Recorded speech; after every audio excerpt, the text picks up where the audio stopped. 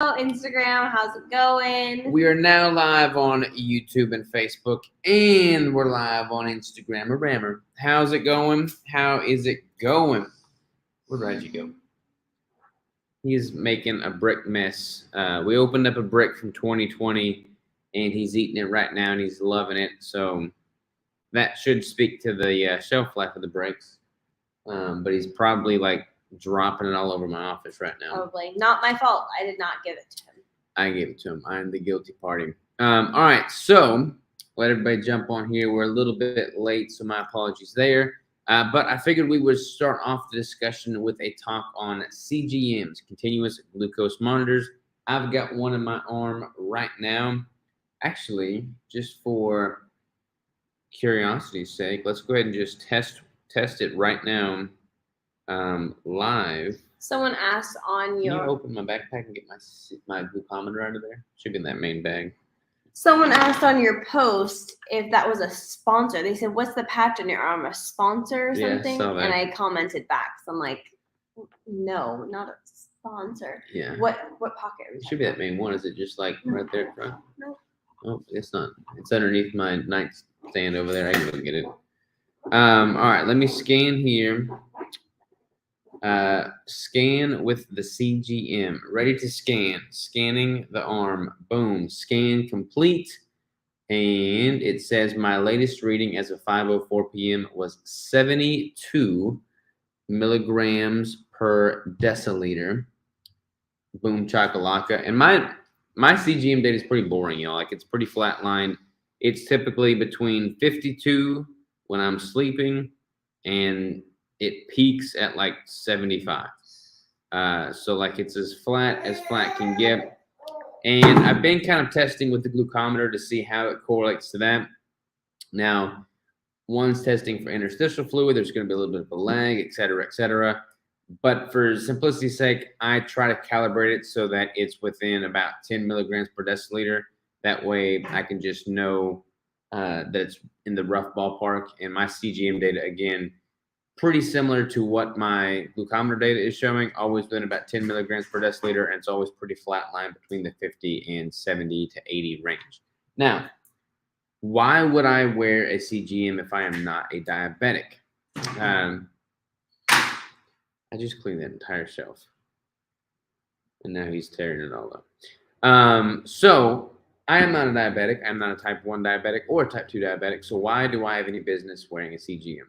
A lot of people in the keto, low-carb space wear them to see how certain numbers impact their blood sugar, how certain foods impact their blood sugar, rather, especially when they're first transitioning to a ketogenic diet, because they may be coming from a standard American diet with more of a mixed macronutrient profile. They may be eating rice and potatoes and sushi and things of that nature, and they want to see how those foods that they love impact their blood sugar and see how well they tolerate it.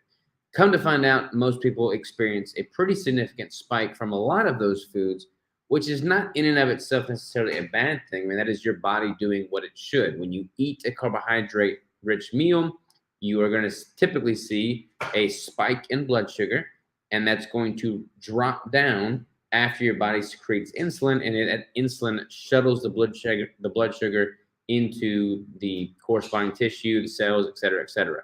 So that is what you normally would want to see and expect to see. What happens if you are insulin resistant is that your insulin is not doing a good, proper job at bringing and shuttling that sugar into the tissue. He's breaking things over there. And that is not good, because then you're going to have chronically elevated levels of blood sugar, which can be very damaging. That's no bueno. So a lot of people that are not diabetic will jump on the CGM train to see tangibly from data what these different foods are doing to their markers. If they're staying elevated for very long periods of time, that's not good. They can point to that and know with a much higher degree of certainty that their body does not tolerate those foods very well. I know that I am insulin sensitive. I know that I could tolerate carbohydrates without much of an issue, both physically and psychologically. However, I choose to stay keto simply because that's what I prefer to do.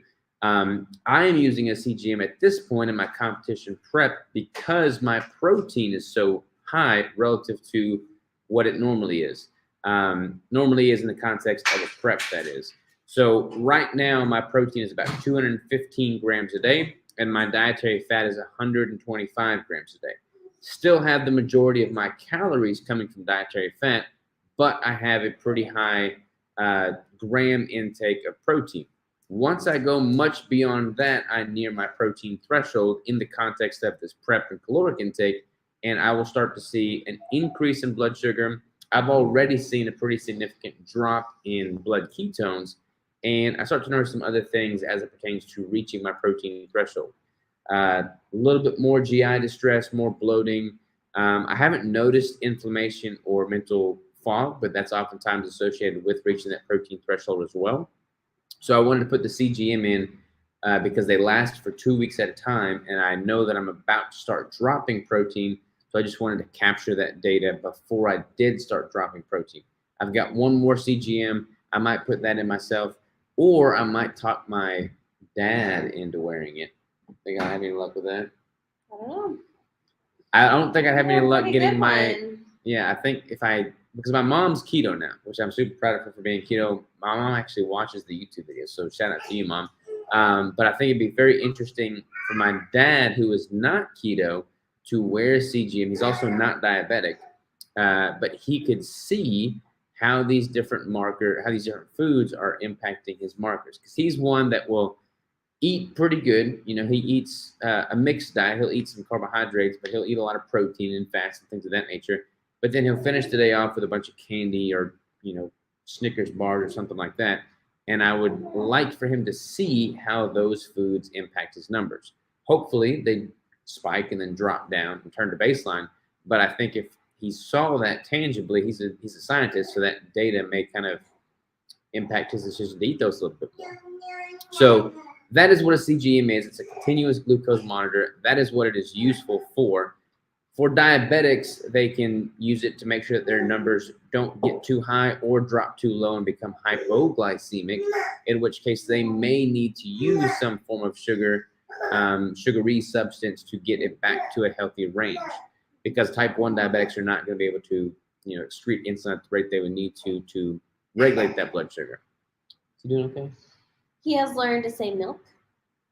And so now anytime he wants it, that's what milk. Did he mess anything up in that drawer over there? I mean, dumped out a bunch of cards. Dumped out a bunch of cards. Great. Yeah. Dad got you all messy. You want to go clean them up? Start to get through these questions. Where's the brick at? On the floor. All right, I'll clean them up. You answer some questions. All right, here I am to answer some of your questions while Robert cleans Rigel up. Where is No, he has wipes in the diaper bag. Adam says you are looking shredded, bro. Hey, yes, I think it's Adam. He says, "Hey, you Savage fam. Hello from Cincinnati. Looking super cut, Rob. Awesome. All right, we got some over here. What's up, Savages? Hi, did you have a chance to review K1 and K2 sources to increase osteocalcin? I'm not going to say that right. And osteoporosis. So I looked into it a little bit on our drive, and it seems to be you seem to be right on that. What is it? K2 is the meat, right? K2 is Okay. Okay. So one is primarily you can get a lot of it from meats and eggs and things like that. The plants are less bioavailable. Yeah. So you can get more of one from the meats and stuff. So definitely keep up the meats and everything that you're doing. It's all awesome. The other one is definitely more plants, but like Robert was saying, it's not as bioavailable. So it's going to be a little bit harder to get it in. And you might actually think about just like supplementing that if you are not really wanting to eat a whole bunch of plants. But the nice thing is there was a whole bunch of different kinds of vegetables. So it wasn't just like lettuce and spinach and things like that. There was like Brussels sprouts, broccoli, cauliflower. There's a whole bunch of different kinds of vegetables that was also helpful. So you can kind of play with the different kinds. But again, I probably would only introduce a little bit at a time, especially since you've been such a carnivore. I would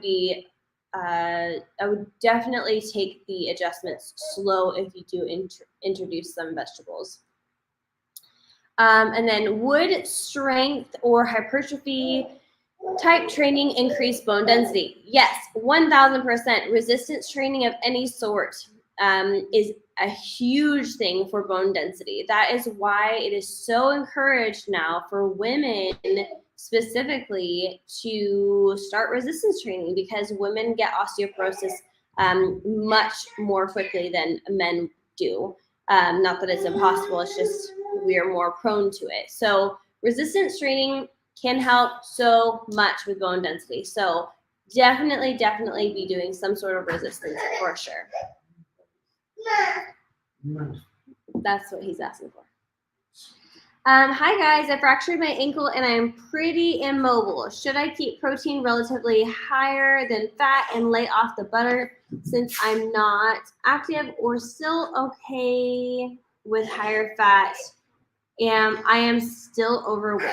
I'm gonna let you answer that when we get home some milk. All right, let me read this again. Hi, I fractured my ankle and I'm pretty immobile. Should I keep protein relatively higher than fat and lay off the butter since I'm not active, or still okay with higher fat? I'm still overweight. So I would need a little bit more context. I don't know what your overall total caloric intake is and your fat and protein ratios.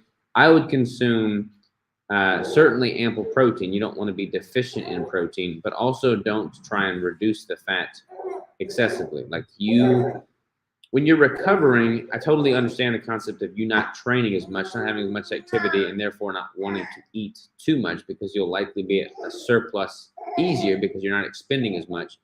But on that note, you don't want to be in a deficit when you're trying to recover either. So I would just probably titrate maybe fat and protein both down a little bit to ensure that you're more or less around a maintenance or a slight surplus. So you're not putting on any unnecessary body fat, but don't feel the need to drop calories drastically at all, because your body needs that to recover. And do try and move a little bit. Fracturing an ankle is no good, obviously, but you still want to try and generate some blood flow to all the tissue and surrounding, ligaments, bone structure, muscle tissue, everything. You want to still generate blood flow. That's going to help with the recovery. So I wouldn't not move at all. Just swimming. If you could swim, that would be a really good option. If you could swim as an outlet for exercise. Maybe you have a cast on. The casts are pretty fancy these days, though. Are they waterproof or no? No. I don't know what your recovery situation is looking like there. If you can swim, that would be ideal. If you can't swim, then see if you can do something to just move the body still.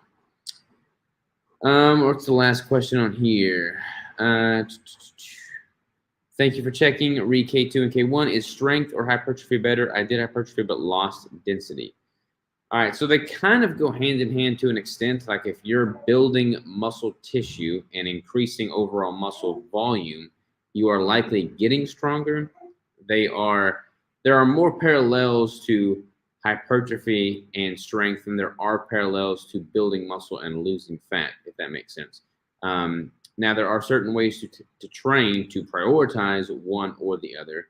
Generally speaking, training at lower repetitions, heavier weight is going to bode better for building overall strength, whereas kind of operating in that 8 to 12, 8 to 15 rep range is going to be more so for hypertrophy. I would mix it up. I typically train in the 8 to 12 range. As a bodybuilder, hypertrophy is my main focus. Crystal is powerlifting right now for a powerlifting meet, so strength is her main focus, and she's operating at a lower rep range, sometimes opting for 2 or 3 rep sets. However, mix it up some. I'm probably going to start incorporating a 12-week block every year or so going forward, in which I operate at a much lower rep range. Probably we'll start doing that coming out of this competition prep at some point in the reverse diet, or once I reach maintenance, to try and prioritize strength for a period of time there. But I would encourage you to do both. Would a program like Crystal's be better for bone density than traditional hypertrophy? Yeah, if I had to pick, I'd probably say that a strength-based program would be better suited for increasing bone density than a strictly hypertrophy-based program. But again, there is going to be a lot of overlap. So in order to hedge your bets, so to speak, I would probably do most of your compound movements with a lower rep scheme, focusing on strength, and then have some auxiliary movements, especially with the smaller muscle groups like biceps, triceps, shoulders, things of that nature, where you're operating at a slightly higher rep range. All right, what else we got over here on the gram? What's up? What's up? All y'all jumping on. Thanks. Haven't been tracking. Wearing a cast for now. We'll make sure not to undereat yet. Don't undereat. What was I going to ask? I was going to ask something about, social media platforms. Has anybody jumped on Threads? Threads is the Facebook, Instagram equivalent to Twitter, I think, which is now X. So yeah, Facebook and Instagram launched Threads to compete with Twitter, which is now X. Is anybody? Yeah, they rebranded Twitter. It's now X. Like the logo is no longer a bird; it's just an X. What? Yeah, Elon Musk is shaking things up. But somebody was talking to me the other day about using Threads now. And I have a Twitter. I'm not very active on Twitter. I actually posted on Twitter today in light of that conversation I had 2 days ago. But are any of y'all on Threads? And if so, do you like it? So many social media platforms now. That's what I thought. Yes, indeed. Great minds think alike. Thanks for confirming my thoughts. You betcha, TM. Our pleasure. All right, what else do y'all want to talk about? Questions wise, we got some time to kill. No interest in Threads, says Jamie Miracle. Yeah, there's like a point at which, what's up, Paul? How you doing, brother? There's like so many social media platforms, and some of them I like a lot, some of them I don't like at all. I obviously like the podcasting the most, which I would say is not even social media because there's not really a social component to it.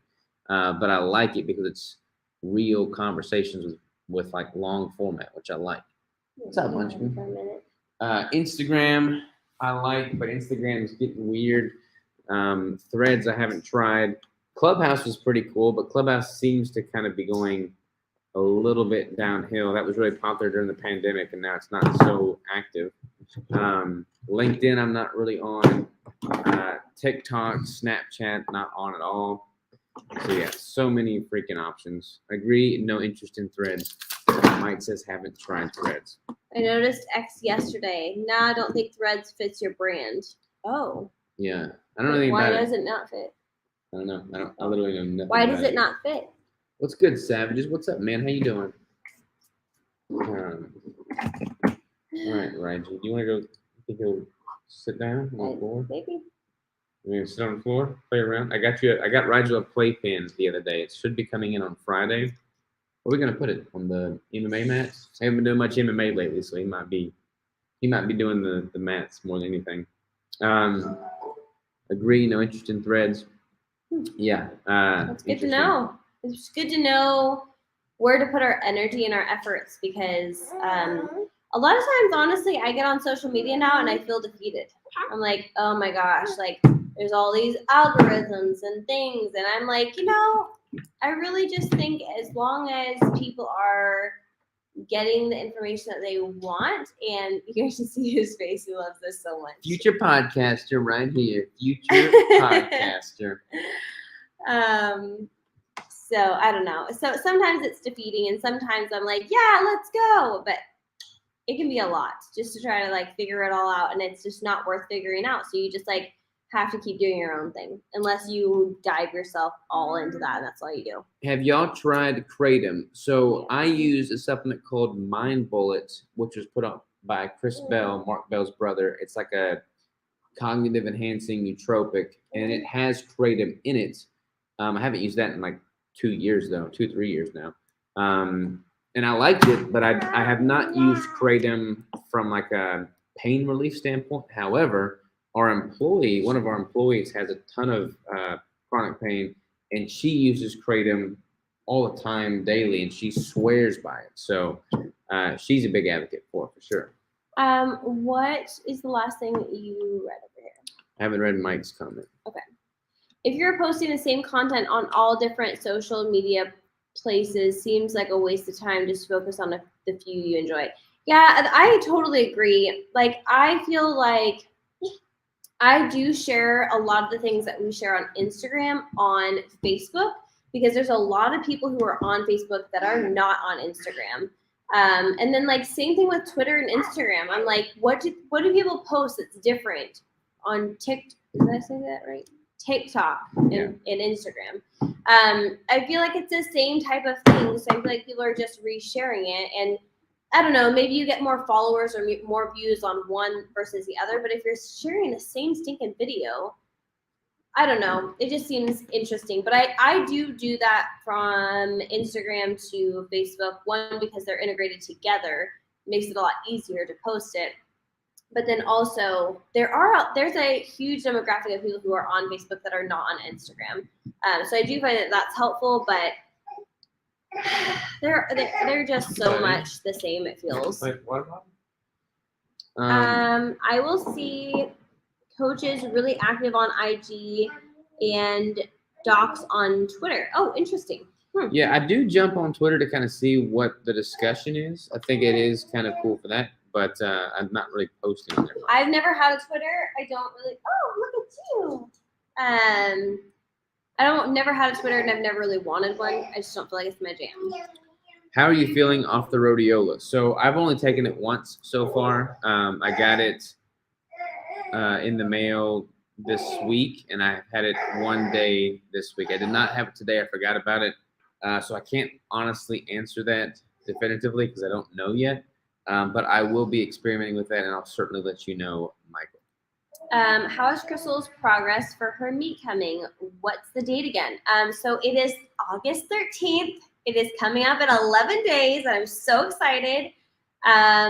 Progress is going really good. We are taking a deload week next week before the meet. So my last like heavy day is going to be this weekend. So I'm really looking forward to it. I'm like so anxious. Like it makes me want to throw up.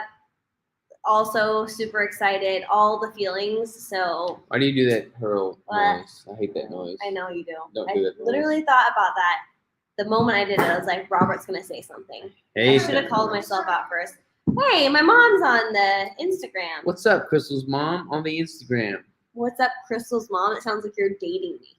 Oh, I am dating you. Well, Keto Rhodes on here too. Loving the headbands. Nice. Okay, I started wearing headbands first. Robert just decided to all of a sudden wear headbands because he's trying to hide this mohawk. Because I got a legit mohawk going on here. No, sir. Is he getting the drink? Yes. Yeah. Hands off, please. But I kind of like the headband because it keeps my hair out of my eyes. I hate it when my hair gets in my eyes when it's longer like this, and I hate it when it gets in my ears. The headband helps with that. Plus, I hate all my baby hairs that are growing in since I had a baby, so this hides mine. Boom. I don't have that problem. All right, what else do you want to talk about? It is 23 minutes, 16 seconds in. We've got a little bit more time. Love you guys. You're going to kill it, Crystal. Thanks. Thanks, Mom. Appreciate your support. Love you too. Yes. That's pretty much all I had to say about the CGMs. Let's see, maybe you got any other questions? Someone was asking about ketone, continuous ketone monitor. Yes. CGM. Those are in the works. I know of 2 companies that are working on building out a continuous ketone monitor. None of those have developed enough technology to be a viable product yet that's mass produced, but I do know that is something that is in the works. So that will be interesting. What I'd be really interested in is a CGM, a continuous cortisol monitor. If there was a single monitor unit that tested for a biometric, that would be the one that I would be curious to test. Robert, try the gator I sent you for your head wrap. Yes, I actually have that too, and I've used that quite a bit. So yes, I have got that as well. My mom said, "What's my name, Robert?" Laughing face. I know your name. Let us know if there is a live link for your meet. So far, I have not seen any information. It's honestly, and maybe this is just the way powerlifting meets go, but there's not a lot of information in general. Like, you can go on and there's like a page of information, but it's like not a lot of information for someone who's competing for the first time. I'm having Joe Davis is coming, and he's going to be my handler for my meet. If he was not coming, I would probably be having a heart attack right now because I don't know anything that I'm doing. But I will definitely let you guys know if there is a live link, but I have zero idea. But I should find out on Saturday, because Saturday they're doing a untested show meet, and then Sunday is the tested meet. So I'm doing the tested meet on Sunday. Do you think blood work for cortisol is worthwhile at $500 a pop? It kind of just depends. Like if you're someone that needs to be measuring that, I mean, it's like the cost is all going to be relative, you know. Like that's like saying, do you think the cost of a $5,000 sauna is worth it? You know, for some people it would be, for some people it wouldn't be. I did have to so I was going through a really hard time a couple of years ago, and I ended up doing a test on my cortisol, and I am so glad I did because I was jacked up, and it was so worth it. So if you are to the point where you're like, I really just want to know the answers, then absolutely 100% it's worth having that. I also did pay for a thyroid panel, and my thyroid panel was totally fine, and it was just like, darn it, I just spent a whole bunch of money on a thyroid panel that I didn't need to. But it kind of gives you peace of mind and helps you to understand what you're doing and why you're doing it. What's up, Aaron Knight? Thoughts on urine testing for cortisol? Generally speaking, I'm not a huge fan of urine testing because it's such an acute measure. Again, it kind of just depends on the context. There's going to be some nuance there for people depending on what they're trying to test for. It's better than nothing, but generally speaking, I like a test metric or medium rather that's going to be a better proxy over a longer period of time than what you would get with urinalysis testing. That holds true for any type of urinalysis test. Hair follicle tests are pretty good. I don't know about cortisol specifically. Blood tests can also flux quite a bit depending on environmental factors. I haven't done a hair test in a while. I will tell you that if you have long hair and you plan on doing a hair strands test, you will know when your hair is coming back. I have 2 chunks, one on the top of my head and one on the back of my head, that are growing in, and this one falls down anytime I put my hair up, and this one stands straight up anytime my hair is down, unless I like really try to make it not. So that's really annoying. Find the perfect spot on your head, or really break it down and like do a whole bunch of different sections, because you can definitely tell that it's growing back in. Daryl says, I'm in the USA powerlifting, and they gave a mentor before my first meet. Great asset. He walked me through everything. Oh, that's awesome. Yeah. See, that'll be Joe for me. Joe's done a lot of meets before.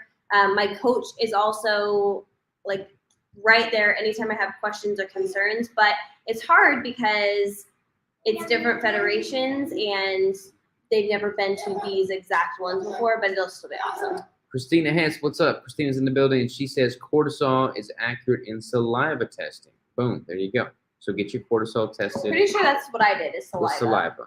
Yeah. I would think that would be better proxy than urine for sure. Yeah. And you have to do it like 3 times throughout the day, I think is what it is. Did it give in cortisol results what to do to lower it? No. So usually I did mine with Allie Miller. So I did a consultation with her, and then I did some follow-up meetings with her, and then I did follow-up testing as well. And she was really helpful to help me figure out how to navigate it all. But if you get your results back and you like it's low or it's high or whatever, you can find ways of making sure that you are aiding your body. But I definitely, like for me, it was definitely helpful to have someone helping me and say, hey, you should try these things, try this, try that, try the other, and then let's go back and retest. It was really helpful to have someone, but I don't doubt you can do it on your own. Christina also says the Dutch test is fabulous for female hormones. Yeah, I've heard nothing but good things about the Dutch test. And I think I missed a comment from Jay Shane. He says, y'all going to be getting some bottles soon. I'm assuming that's his new pre-workout. Oh, I thought he was asking if we were going to get bottles. I'm excited to try that, brother. I've tried it, but I'm excited to try it now. Hi, Savages family. Hope all's well. Rob looking awesome with the cut. Thanks so much. I'm super stoked and I'm definitely getting lean. So I certainly appreciate the kind That words. last video he posted, if you guys haven't seen it, he posted it on Instagram and he looks so shredded. Yeah, I'm definitely getting dialed in for sure. It's Yeah. starting to get freaky, and I haven't even started dropping protein yet. So y'all What I do get ready. enjoy so far is I don't feel gigantic next to you. Usually when Yeah. Robert gets super lean, I just feel like so big because we're like practically the same height. And then I just feel so thick because he's just so lean. Yeah. All right. What else we Sub got? 2% body fat? Question mark. Might as well. Sub 2%. Here we go. Super Super impressive. Thank you, Aaron. All right. TM, you look amazing. Well, thank you so very much. Thank you all. No, just kidding. Do we have a topic for next week? No. We need a topic for next week. What do we want it to be? We're down to 2 chickens now, by the way. Oh my gosh. We you had guys. 15 chickens. Now we're down to 2. We're having such a problem right now. It's But I just cut some heartbreaking. limbs that were overhanging into the chicken yard, so maybe the predator was crawling over through those limbs. So, Heartbreaking. Awful. yeah. Aaron Terrible. says still here for Rigel. Yeah, he's playing He's on down there. eat with the a marker. Eat the marker. Well, it's got a cap on. It's got a cap on it. Savage parenting. Yes, indeed. We're trying.